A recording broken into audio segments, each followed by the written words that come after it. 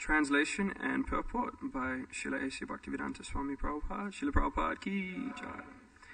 You have promised him 3 steps of land in charity, but when you give it, he will occupy the 3 worlds. You are a rascal. You do not know what a great mistake you have made. After giving everything to Lord Vishnu, you will have no means of livelihood. How then shall you live? Purport. Bali Maharaj might argue that he had promised only 3 steps of land, but Shukracharya, being a very learned Brahmana, immediately understood that this was the plan of Hari, who had falsely appeared there as a brahmachari. The words Mudha Vartishyase Kataham reveal that Shukracharya was a Brahmana of the priestly class. Such priestly Brahmanas are mostly interested in receiving remuneration from their disciples. Therefore, when Shukracharya saw that Bali Maharaj had risked all of his possessions, he understood that this would cause havoc not only to the king, but also to the family of Shukracharya, who was dependent on Maharaj Bali's mercy. This is the difference between a Vaishnav and a Smarta Brahmana. A Smarta Brahmana is always interested in material profit, whereas a Vaishnav is interested only in satisfying the Supreme Personality of Godhead. From the statement of Shukracharya, it appears that he was in all respects a Smarta Brahmana, interested only in personal gain. Amagyanatimanandasya jananjana shalakaya chakshuranmilitam yena Shri Gurave Namaha Shri Chaitanya Manobishtam Stapitam Yena Bhutale Swayam Rupa Kadamayam Dadati Swapadantikam Vandeham Shri Gurur Shri Yukta Parakamalam Shri Guran Vaishnavamscha Shri Rupam Sagajatam Sahaganath Raghunath Anvitam Tam Sajivam Sadvaitam Savadutam Parityana Sahitam Krishna Chaitanya Devam Shri Radha Krishna Padan Sahagana Lalita Shri Vishakhanvitamscha He Krishna Karuna Sindhu Dina Bandhu Jagatpate Gopesha Gopika Kanta Radha Kanta Namostute Tapta Kanchana Gaurangi Radhe Vrindavaneshwari Vrishabhanu Sute Devi Pranamami Hari Priye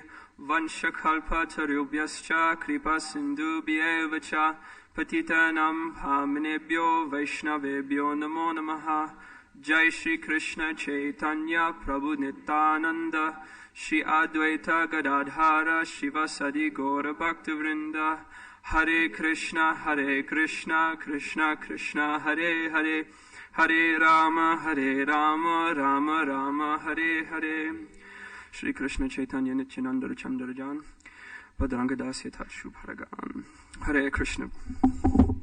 Hare Krishna. Oh, we'll be enthusiastic about chanting the Hare Krishna Maha Mantra.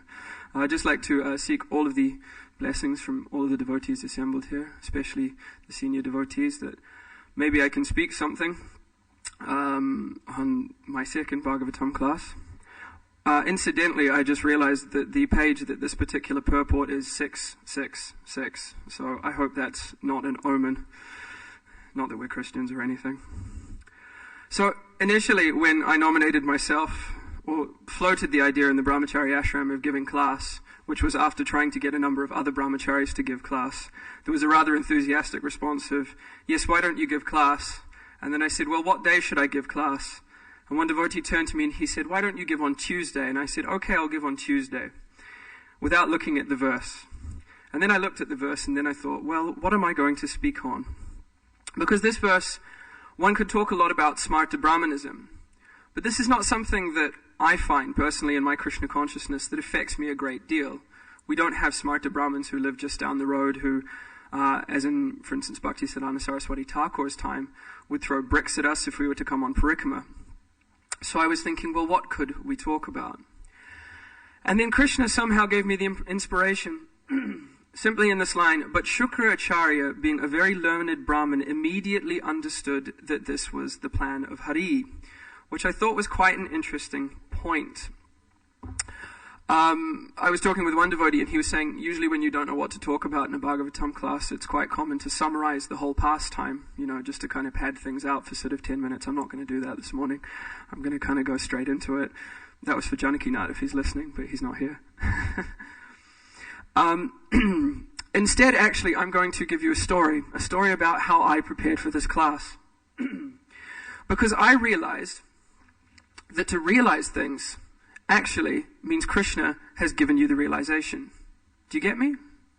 You with me so far? Good. Because where does knowledge actually come from? For instance, in the Bhagavad Gita, Krishna makes a great point of emphasizing the fact that we need knowledge in Krishna consciousness. We need knowledge to do just about anything. For instance, if you want to drive, you need to know the highway code. But then you also need to realize that highway code, don't you? And you do that through practice. And then one day, it just clicks, doesn't it? I'm going to throw it out there. And there's a prize. It's a Mongol sweet. Can anybody tell me the three analogies that Krishna uses for knowledge in the Bhagavad Gita? And Sutapa, you don't get to answer this question.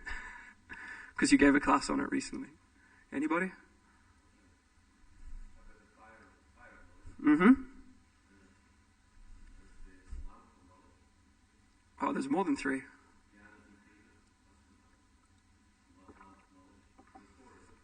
I don't know, I only thought of three, but carry on. Mm-hmm. That's three. And there's also the sword of knowledge as well, I believe, isn't there? That's mentioned in the Bhagavad Gita. So there's 4. Wow, bonus points. 10 points for you in a Mongol suite afterwards. Come see me. There are prizes in my class. Yes, so knowledge is a very important thing. But where does knowledge come from? Have we thought about this? Has anybody thought about where does knowledge actually come from? Can anybody give me a verse in the Bhagavad Gita?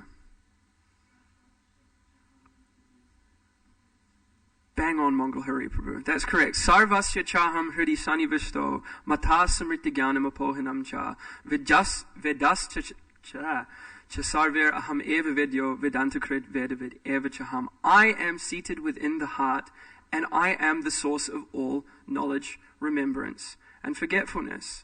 So for us to do anything, we have to gain knowledge from Krishna, or Krishna has to give us the knowledge. Now, this is very cogent as well, because Krishna makes it abundantly clear in the Chatur Shloki of the Veda that actually everything in this material world, in the spiritual world, even our own bodies, all comes from Krishna. So therefore, why wouldn't knowledge come from Krishna? So, have we ever thought about the ontology of the statement, my realization? Doesn't make any sense when you look at it this way, does it? You can't claim something that isn't yours. This is actually false proprietorship. So even the intelligence by which we go about practicing our Krishna consciousness actually comes from who? Krishna. Come on, it's now Sankirtan. Who? All right, one more time, loudly. From the ladies. A little bit more enthusiasm from the ladies. That was meant to be more enthusiasm. Yes, it all comes from Krishna. Now this might seem like a simple thing, and possibly some of you are thinking is, why is Bhadranga Das harping on this point? But I've personally experienced in my Krishna consciousness that sometimes we spend so much time thinking about the big picture. Maybe it's about the Ashtakaliya Leela, maybe it's about Tattva. But how do we break it down into how we practice it in day-to-day life? This is a very simple meditation on actually surrendering to Krishna. Sanatana Goswami had to go through the austerity of having horrible lesions appear on his body when he went through, I think it was the Jharkhand forest, on his way to Jagannath Puri. And he drank some contaminated water and kind of basically sort of came up with, I guess, something like smallpox or something really horrible like that. And through that whole Leela, it was simply to show, when he contemplated that he was going to throw himself under the wheels of the Rath Yatra cart to end his life, because he didn't want Lord Chaitanya to hug his contaminated body. He felt so distraught about the fact that his worshipable Lord was touching him, and he felt so unclean.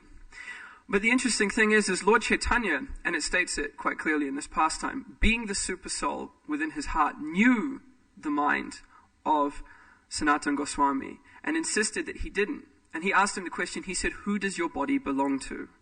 And of course, Sanatana Goswami had to admit that his body belonged to Sri Chaitanya Mahaprabhu. So in this regard, this is a simple meditation on actually surrendering to Krishna, because that's our whole process. Our whole process is to surrender to Krishna. Now, that doesn't necessarily mean we have to go to the extent of becoming a ruler of the universe and having the Supreme Personality of Godhead himself appear as a dwarf Brahmin, which I thought it was quite interesting that Chandramuli Maharaj pointed out that he was a dwarf brahmachari, therefore he was a child, so he must have been pretty small. I mean, if you could kind of think about it, fun size, as they say. We don't have to go to the extent of, okay, maybe you want to because you'd be getting the mercy of the Lord, but we can get the mercy of the Lord in very simple ways, very simple, practical, day-to-day ways of practicing our Krishna consciousness. See, Sharanagati is described by Jiva Goswami as being 6 items. Does anybody know the 6 items or steps of Sharanagati? This is an interactive class, just to let you know. Oh, let's go for the English. Accepting favorable things, rejecting unfavorable things. Anybody else? We've got 2. No, that's the 6 loving exchanges between devotees, but very nice. Yes, faith that Krishna will protect you. That's 6 items that are favorable for devotional service. We've got a lot of 6s going on. Hey, we've had 6 6s. Hey! That's a good point.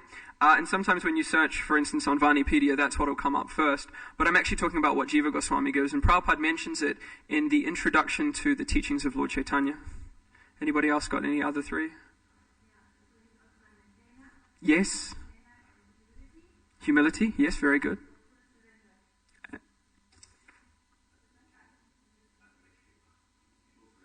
Yes. Jagapriya for the gold there. She got 50% of it. Jai. Yes, so these 6 items are what constitutes surrender. Now, these sound like big things, but what we need to do in our Krishna consciousness, if we want it to become alive, is we need to break it down into manageable steps. Just sitting there and contemplating the fact that everything I actually know, even my material knowledge, comes from Krishna, is another way of connecting with Krishna. It's another step in surrender, isn't it? Because if we look at it, actually, to admit that you don't know anything is what? Honesty. I like it. And somebody said another synonym for honesty also starts with H. Humility. Because to admit that you don't know anything is pretty scary, isn't it? I mean, has anybody ever had that moment where they've been given a Bhagavatam class or a verse, and they've looked at the purport, and the first thing they've thought is, what the hell am I going to speak on? That was me. Anybody else had any moments? Let's hear some moments. Gurudas Prabhu.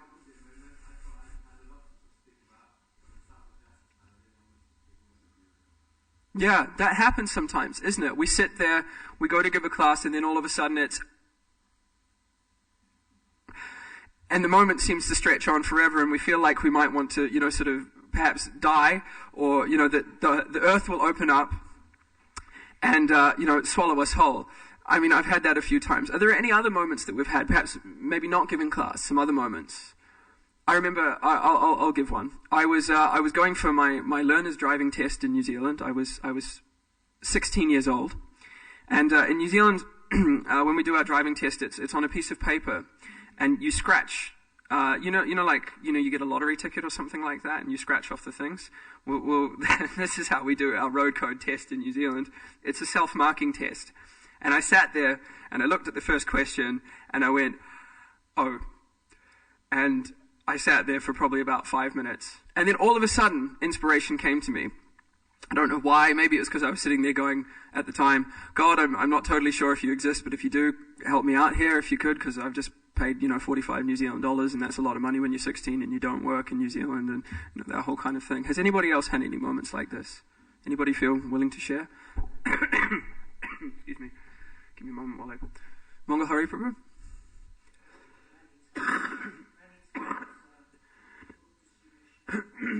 Excuse me.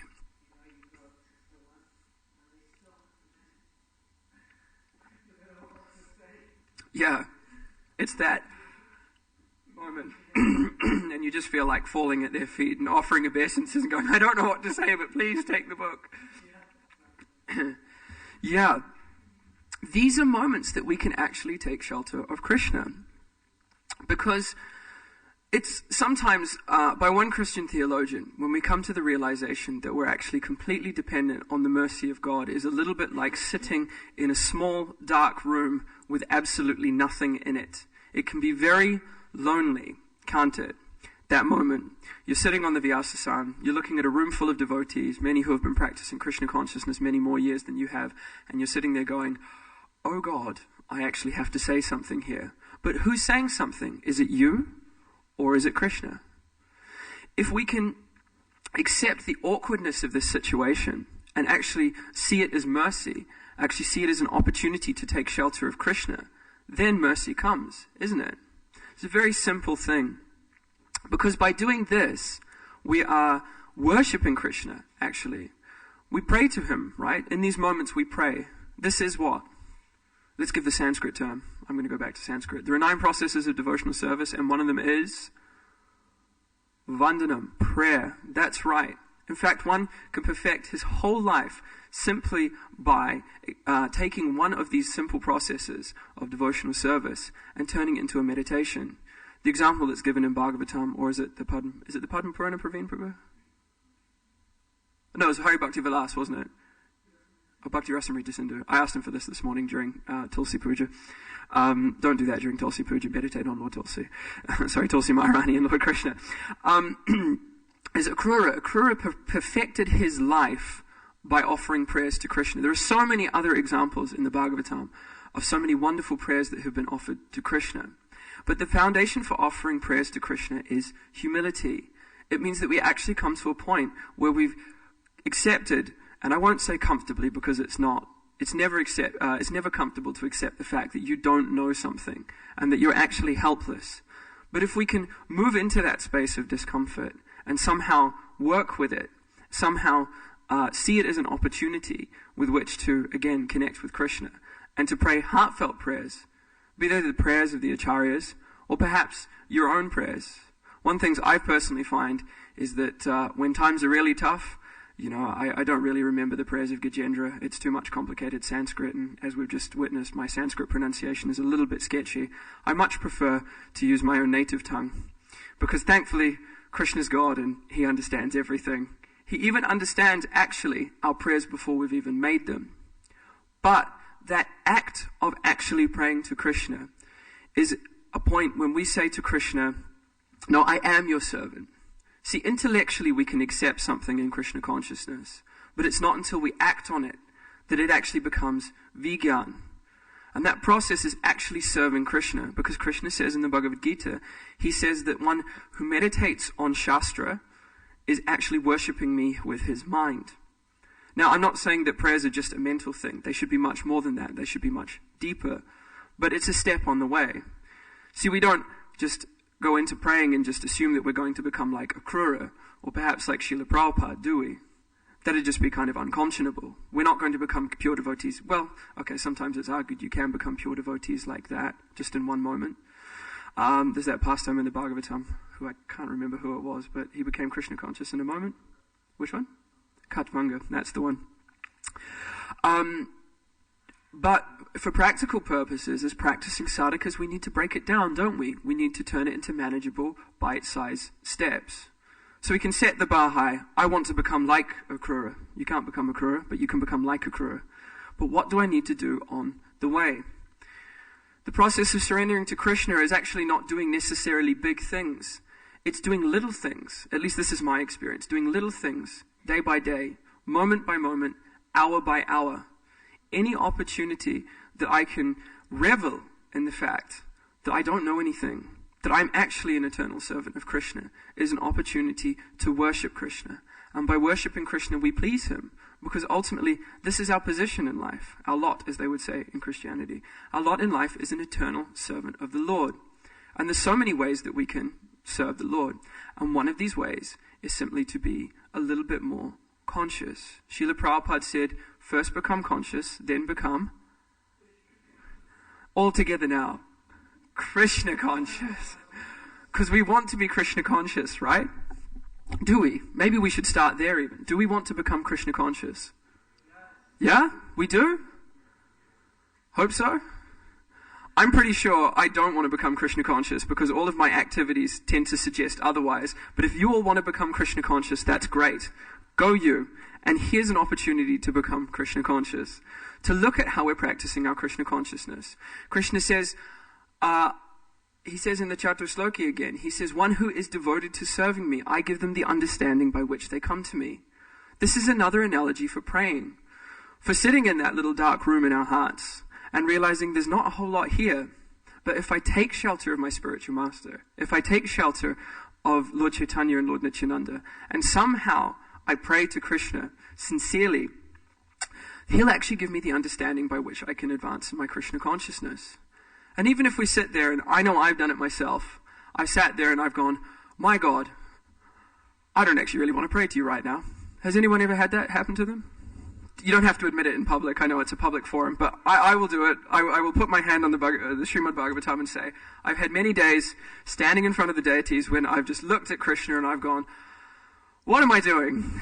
Seriously, help me out here. You're God. You know, throw me to quote Mike Myers, throw me a frickin' bone here. You can laugh. I'm sure many of you have seen the film. But actually to do that, to be frank with Krishna, is another step towards building a relationship. Because the whole basis of our philosophy is on what? It's a type of gyan. Not Govinda, not Sutapa, somebody else. Sorry. I know you guys are big on Sanskrit, so... What type of gyan is our whole philosophy based on? The one thing that sets us apart from everybody else is...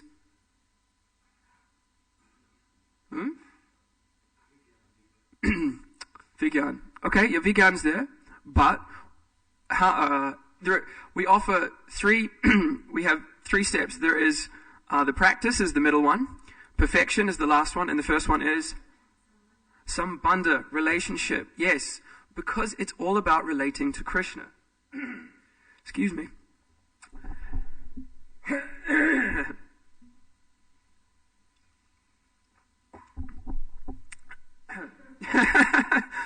It's been a really good moment to start praying to Krishna. Because praying means we relate to Krishna. It means we take shelter of the cornerstone, not the cornerstone. Well, I guess it's the cornerstone because you lay, what would you call it? What is it? Before they, is it the foundation stone that they lay before a whole temple? And at the bottom, when they're building a temple, generally speaking, they will bury a murti of Ananta Shesh, and the whole temple will therefore be built on it. And in one sense, this is the same analogy for Sambandha Gyan, our whole philosophy. See, other philosophies, the Mayavad philosophy, other knowledgeable people in the Vedas, they know all about prayojana. They have their own prayojana, their own perfection, and they have their own practice as well. But they don't understand relationship. So the more that we can meditate on our relationship in very simple, easy, and practical ways, the more that we can connect with Krishna. And therefore, the more that we worship Krishna. In fact, in one sense, this is actually our only free will. Our free will as a living entity is very, very limited. Because as conditioned living entities, we're constantly harrowed by the three modes of material nature. In fact, we can't even practice devotional service outside of the modes of material nature. We may think that we are making a decision, but really, actually, it's completely based on our conditioning. And our conditioning is subject to the modes of material nature.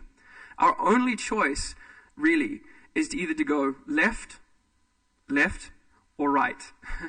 We can go left and choose to try and be the Tatashta Shakti that is trying to exploit the material energy, or we can go right and choose Krishna. And to choose Krishna is the only surrender, really, that we have.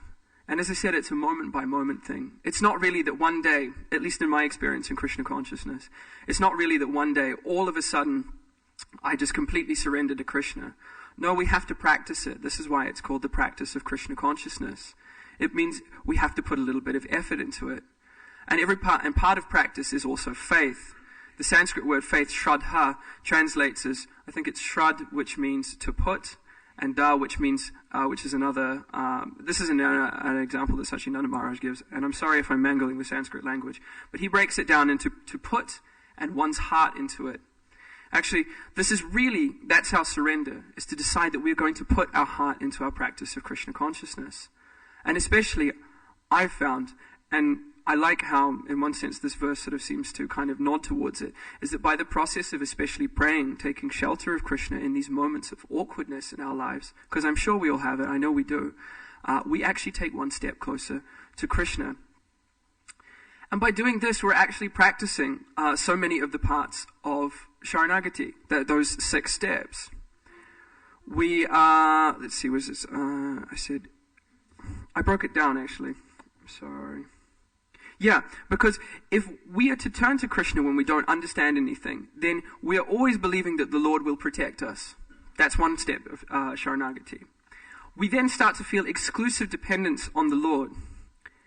And because the Lord will then give us understanding, and because our intention usually, hopefully, is to act on it, and then therefore turn it into Vigyan, to become happier, to become closer to Krishna, we then are aligning ourselves with the 5th point, which is to have no interest separate from Krishna. But to do this, one has to be meek and humble. And then by nature, we're accepting those things that are favorable for Krishna consciousness, and therefore we're rejecting, acting on our material conditioning, which is therefore unfavorable for Krishna consciousness. So this is in one sense how taking shelter of Krishna, especially through prayer, especially through those awkward moments, because generally we don't pray unless something bad's happened, right? I mean, I don't know about you guys, but, most days when I stand in front of the deities, if life's pretty good, it's just usually, help me out here. It'd be good to have Krishna Prem and this, and what time's Prashadam? And, it's Dokra. No, wait, it's Kitchery Day. Shri Shri Radha Gokul Nanda ki, Shri Shri Gorintai ki, Sitaram Lakshman Hanuman ki. And then, I've got to do this, and I've got to do that, and I've got a CDF meeting, and those usually take at least 2 hours, and I could do this, and I'm supposed to, it's Guru Puja time. Anyone ever have that happen? I have it every day. But when we have these moments, if we can, as I say, learn to live in the discomfort of Krishna consciousness, and actually accept it, and take shelter of it, then we can utilize it as a tool to help us become much more conscious of Krishna. I'd just like to round out and finish off because we're getting towards the end. Because really surrender actually in one sense is the only platform that we can render real devotional service to to Krishna. Because that's the point where we're not consciously thinking on a level of my own wants and needs. We've just simply accepted the fact that I am very limited. One thing I was thinking about this point about being very limited, because sometimes we have great desire to do big things in Krishna consciousness, perhaps big preaching programs. Now, I'm not suggesting that we shelve those desires. These are very important. But what I am suggesting is that in the process of these, especially if we're in some kind of leadership role, is we come to a point where we can actually honestly say, comfortably say, even if it's not to everybody else, but to ourselves, I don't know. I'm not sure where this would go. I have a desire to do this and try and offer it to Krishna. But I don't quite know how it's going to go. Because Krishna is the only person who's actually going to let you be able to do it or not. And in one sense, actually, whether or not you achieve this goal is secondary. Because if you're becoming Krishna conscious by the process of trying to do something for Krishna, whether or not it's materially successful or not, isn't the point. The point is that you become Krishna conscious. That you find that the intelligence, to gain the intelligence to do that, you'd need to pray to Krishna anyway. And again, that requires humility. But even then, we don't have to do such amazing things. We don't have to be perfect in terms of how we do these things. I was searching for this on Vanipedia, and it struck me that we are limited by design. We are never going to be able to be perfect. That's the sole domain of Krishna. He is supremely perfect. And as we're small parts and parcels, we're never going to be able to be perfect in quite the same way as Krishna. And for me anyway, when I thought about that, I actually realized it's quite a liberating thing. It means that Krishna doesn't actually expect you to be all of the things that perhaps we hope in our head we're going to be. He simply hopes that you're going to make a little bit of space in your heart for him. Prabhupada writes in the Krishna book, he said, the personified Vedas worship the Supreme Personality of Godhead in different ways. The personified Vedas are the personified words of Krishna himself. They're the supreme prayers, and they were praying to the Lord. Offering worship to the Supreme Lord by praying means remembering his transcendental qualities, pastimes, and activities. Because naturally, when we try and take shelter of Krishna through prayer, we're going to be reminded about who it is that we're praying to, if we're trying to connect properly. But the thing that I like the most is the last two lines in this stanza. But the Lord's pastimes and qualities are unlimited. It is not possible for us to remember all these qualities of the Lord. You see, even Prabhupada flags it up. We're not going to be able to do it. We're not going to be able to, in one sense, perfectly worship Krishna. We just have to do our best. That doesn't mean that we settle for second best, but I think every introspective person here knows when you have a quiet moment to yourself and you sit down and you think about what it actually means to practice Krishna consciousness, what it actually means for me to offer my heart to my Krishna, where I am and where I'd like to be going. Krishna is not expecting us to be perfect. In fact, even Lord Anantashesh, in the Chaitanya Bhagavat, the whole first chapter by Vrindavan Das Thakur, he goes into great details about how Lord Anantashesh is the supreme devotee of the Lord, especially in his form as Nityananda. But he resides as the thousand-headed serpent underneath all of the planetary systems, holding them all on his head. And with his thousands of mouths, he is constantly glorifying the Supreme Lord, Lord Hari. And he never ever comes to the end of it. He can never come to the end of glorification. Now this is God himself glorifying himself, and he can't do a perfect job of it. I mean, he can. It's perfectly imperfect because it's God. I'm not saying that God is imperfect, if you get me. So if Anantashesh himself can't glorify himself, then how can we possibly expect to be absolutely perfect? But the key is try. Prabhupada said, just try to become Krishna conscious. He didn't say become Krishna conscious. He said just try. Give it your best shot. In fact, actually, I was doing some research, and I'd just like to say, I doubt he's listening, but Vaikuntha Murthy Prabhu in Radhadesh, thank you very much for the resource of Vanipedia. It makes it a little bit easier to find information. I found untold amounts of quotes where Srila Prabhupada ended letters to his disciples saying, I pray, and this is a pure devotee, he's saying, I pray that Krishna will give you the intelligence to render your service to him better. So Srila Prabhupada was even praying for his disciples. So many times we have examples where Srila Prabhupada himself prayed to Krishna. I think there's that example in the Lilamrit. There's one quote, I can't quote it verbatim, but I remember the mood of it. He said, I don't know what you're trying to do here. I think, was it in relation to Juhu Beach, I think he said. He said, you have come here. Even Prabhupada, he said, I don't know how this will manifest. We want a temple here. We want to keep the land. You have come here, so you need to help us. See, even the pure devotee has moments of doubt. Has anyone ever had moments of doubt in their Krishna consciousness? Is it wrong to have doubts?